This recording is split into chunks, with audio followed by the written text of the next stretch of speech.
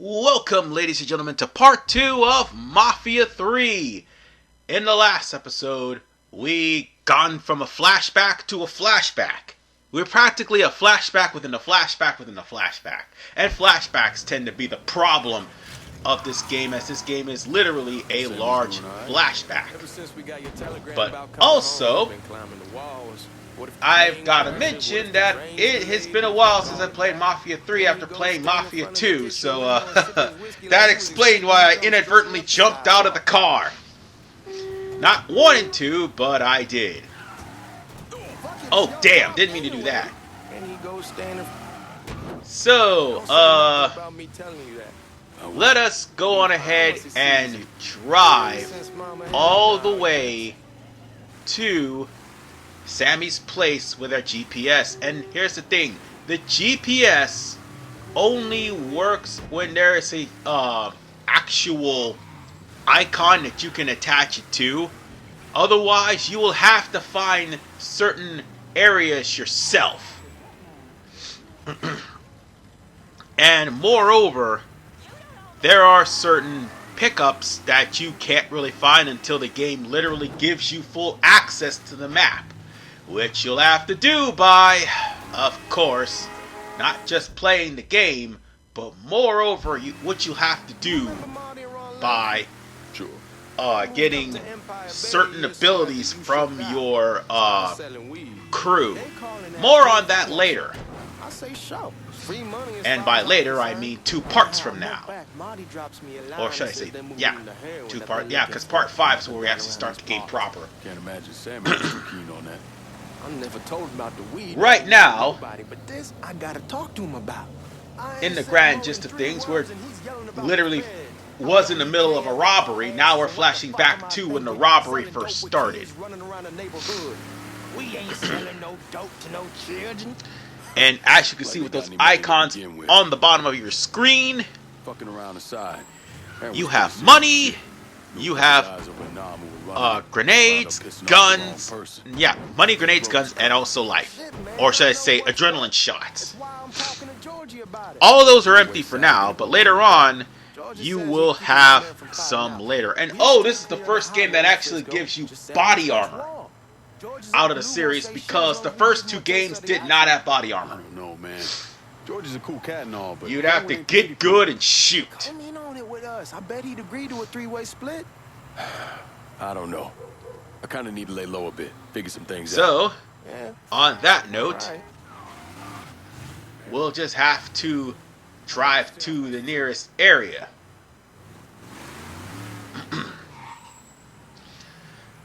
Alright. We're also trying to obey the traffic laws because there is a cop standing right there.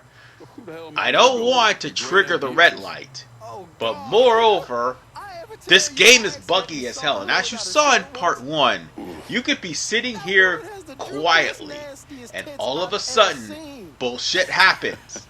Like, for instance, the police will still put you in a police radar if you're doing nothing wrong. I had that happen to me in a past playthrough once of this game, which is my first attempt. But yeah, this game can do some really stupid shit. I'm not gonna lie to you. And I inadvertently almost went past the red light. I don't see any cops, but the last thing I need is for cops to literally come after us. So, we're just gonna go on ahead and drive this car all the way to Sam, and hopefully I don't wreck it to anyone else, because we all know how pop-in traffic and Hangar 13 games happen, and it happens a lot.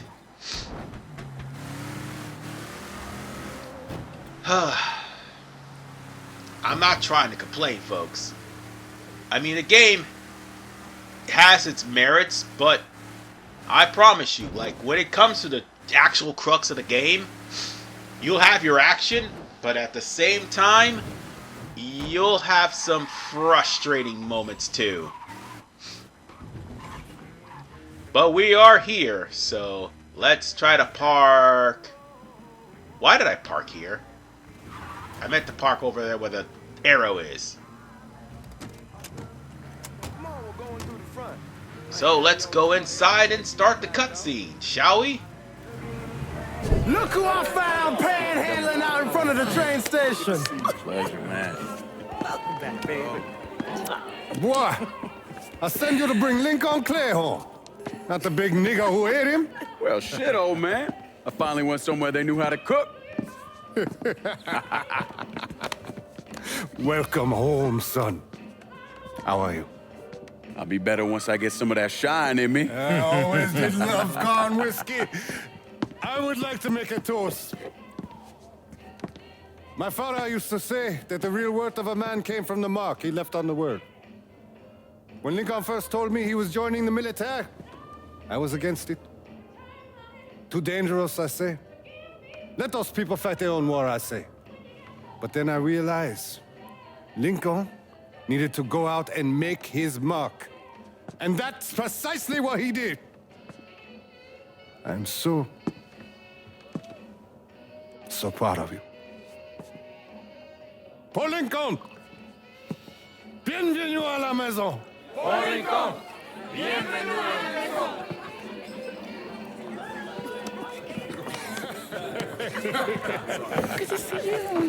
So good. Nice seeing you, Lincoln. Oh, I kept you in my prayers. I really appreciate that, Father. Now who wants to get shit-faced? It's hard to explain what it's like coming home from war. Elation, fear, guilt.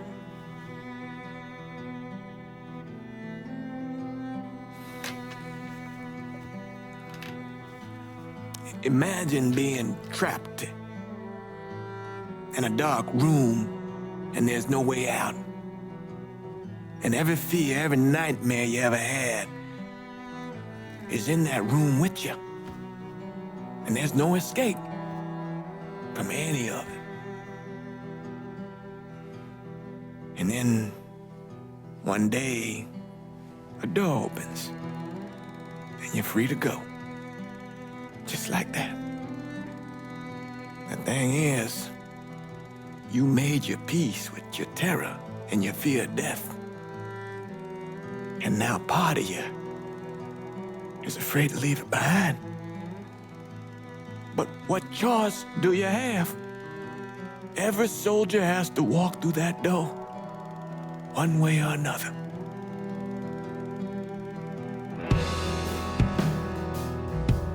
Man, whiskey's going oi in the morning. Hell, man, just sleep it off. The room's the same as you left it. I'm gonna take the basement. The basement? Why the fuck you want to crash down there? I'll see you in the morning. Man, that wall must have really fucked you up. Well, after a crazy party, it's time to go to bed. Yeah, that's literally a mission, going to bed. But before you do, bear in mind there are collectibles. There's not just Playboy magazines like in the previous two games, but now there's posters as well. Well, actually, no, the posters did carry over from 2, actually, if I'm not mistaken. Yeah, make sure you pick those up because guess what? Well, specifically the poster. Because believe it or not, due to later events, it's going to be the most missable poster in the game. Plain and simple. And to get used to this place, again, this is going to bear very importance as this will be your safe house. Literally and figuratively. Even after the events that happen. So, on that note, we are going to talk to Sammy and Ellis because there are certain things that need to be dealt with. But for now, we gotta talk to them, and that's to progress the plot. But a certain thing that will be needed dealt with, unfortunately, will be dealt with in part 3. Albeit with spectacular failure. Oh boy. But for right now, we've got other important things to do. We barely have 2 nickels to rub together, now we're paying for all that food. Jesus Christ! Watch that mouth of yours. We wouldn't be in this mess if you would have listened to me. What mess? It's not something you need to worry about, Lincoln.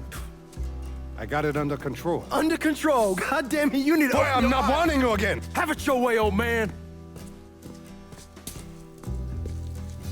Let him be. He needs to cool off. You mind telling me what's got him so riled up? We've been having problems with the Haitians. But like I say, I got it under control. Well, truck's all loaded up. I figure we got enough out there for... Should I come back? In honor of your returning to us safe and sound, I made a donation to Father James here. Supplied him with food he can hand out to some of our needier family. Well, I was hoping you'd lend me a hand, Lincoln, and give you a chance to see the neighborhood. This thing with the Haitians, how serious is it? You know Ellis. Someone looks at him the wrong way, he's on them like a wet dog. Like I said, I can come back. Nonsense. Lincoln needs to get out. Enjoy the day. Besides, be good for the two of you to spend some time together. Go on. Those people waiting on their food. Oh, I saw Lincoln a couple times once he was first back. He told me he wanted to leave town, head out to California. Now, he had a friend in the service who could get him a job working at the Mare Island shipyard. And the only reason he came back was to tell Sammy and Ellis goodbye. But then he found out about the trouble Sammy was having with those Haitians. So he decided to stay and help. Those Haitians, they are bad news. No talking Lincoln out of it. Whatever else he might have become, Lincoln was always loyal.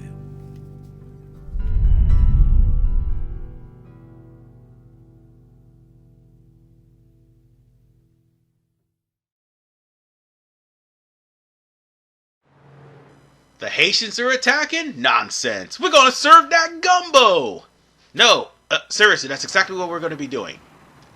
At a neighborhood kitchen, we're gonna be serving up gumbo. Hey, I didn't make the game, okay? But to be fair, that's something that happens in Louisiana, depending on the neighborhood. Since I just got back. Yeah, my mom used to do that back in the day, but that's okay. Right now, we're gonna stand there, press X to serve that gumbo. Yes, sir. Oh Lord, serve that gumbo. No, seriously, that's what we're doing. Pressing X to serve gumbo. Yep, this is the highlight of the playthrough. Thanks. I have nothing to say. Oh, and about that Haitian problem, Blessings mine, man. that's gonna be a thing in about a couple of minutes. So, yeah. Let us go and serve our last gumbo for the day. Don't get old, son. And unfortunately for us, you might want to take a look outside. Hey there, Lincoln. How are you, Regine? I'm good. While we're talking over the regime, Nice to see those well, the Haitians decide to pay a visit to us. Arrested me. Ellis was right. Ellis was right. But moreover, the Haitians are coming out in full force. Well, time to jump over the... Well, we gotta vault over the counter. At least we can do that. Ooh! Choke slam onto the sink. Oh, wait, hold on. The fighting system's almost the same. Oh, and the disarm system is too. And I still got shot. God damn it. I should have picked up the gun.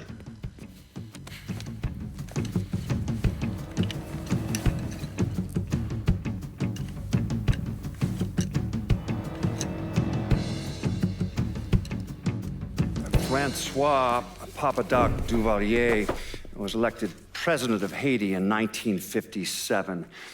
By 1959, he had created a secret police called Tonton Macoute, and people started to flee. Most of them settled in the southern United States. Now, mixed in with the good, hard-working people were hardened criminals. They formed the backbone of what became the Haitian gang. Now, Lincoln found out they set up in the swamps and were led by a man named Baca. You and Father James done already? We got jumped by the Haitians. It's time you level with me. Tell me what's really going on. Yes. I suppose it is.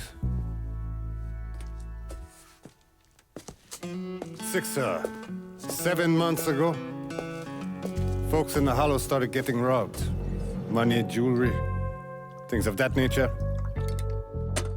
Didn't take long for us to figure out it was the Haitians. Then those bâtards on velours started going after the lottery. How much money are we talking about?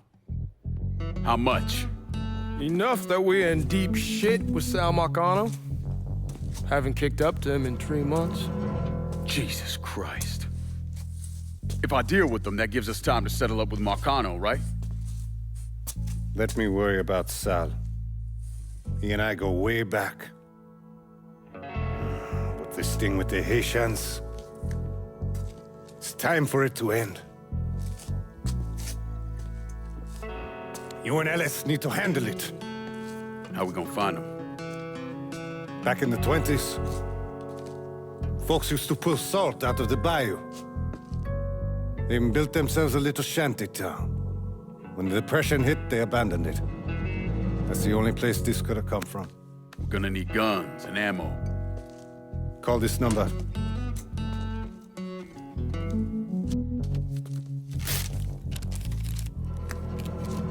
But do it away from here. No sense tipping anybody off. Or we could sweep the Hollow, track down and kill every last one of those cocksuckers, then we wouldn't have to worry about it. The last thing folks in this neighborhood need to see is colored people killing each other. Do this quiet. Away from here.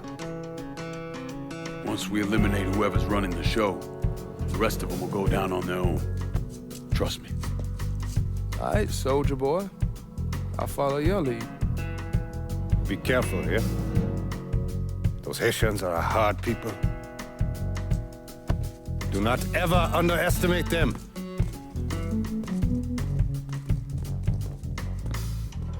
Celui qui sait diverser suscite hostilité. Well, we're going to have to deal with our Haitian problem in part 3, ladies and gentlemen. This is RV Man 985. I will see you all next time in Mafia 3, the Deluxe Edition. Peace out and take care.